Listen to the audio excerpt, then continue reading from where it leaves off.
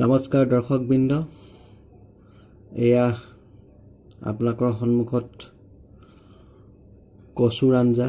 আজি Sunday special. এই কচুৰ আঞ্জাখন কেনেকৈ বনালোঁ আজি ভিডিঅ'টোত তাকেই দেখুৱাম। এয়া কচু, বাকলিবিলাক গুচাই লৈছোঁ। আজি এই কচুৰ পৰা কেনেকৈ মিহি আঞ্জা কৰিব পাৰি মই তাকেই ভিডিঅ'টোত বনাই দেখুৱাম। এয়া বগা কচু হয়, বাকলিটো গুচাই লৈছোঁ। আৰু এতিয়া এই কচুবিলাক সৰু সৰুকৈ কাটি ল'ম। মই সৰু সৰুকৈ টুকুৰা কৰি লৈছোঁ। এয়া মই মিক্সাৰ গ্ৰাইণ্ডাৰত কচুৰ টুকুৰাবিলাক দি দিছোঁ। ইয়াৰ লগতে মই জলকীয়া নহৰুখিনিও দি দিছোঁ।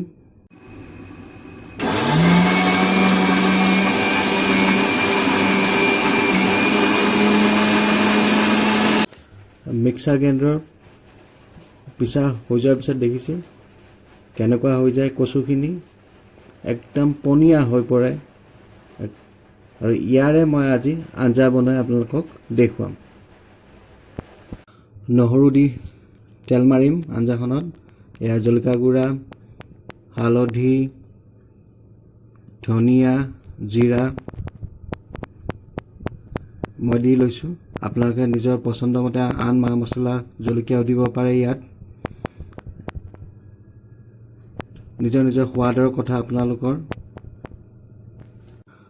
আৰু এতিয়া ইয়াত মিক্সাৰৰ যোনটো মিশ্ৰণটো ইয়াত ঢালি দিছোঁ। আৰু লৰাই দিয়াৰ পিছত ইয়াতে নিমখখিনিও মই দি দিম।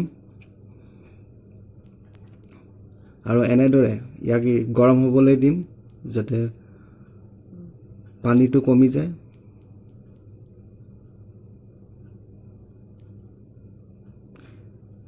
এনেদৰে আপোনালোকে কচুৰ আঞ্জা বনাব পাৰিব। খাই খুব সোৱাদ লাগে, একদম মিহি হৈ যায়, ধৰিবই নোৱাৰি কচু যেন। খাই চাব আপোনালোকে। এই মিশ্ৰণটো আপোনালোকে চাটনি হিচাপেও খাব পাৰে। ইয়াত নিমখ, তেল, জলকীয়া দিলে সি সুন্দৰ চাটনি হৈ পৰে। আপোনালোকেও এনেদৰে কচুৰ আঞ্জা বনাই খাব। আশা কৰিছোঁ ভিডিঅ'টো চাই ভাল পালে। ধন্যবাদ। নমস্কাৰ।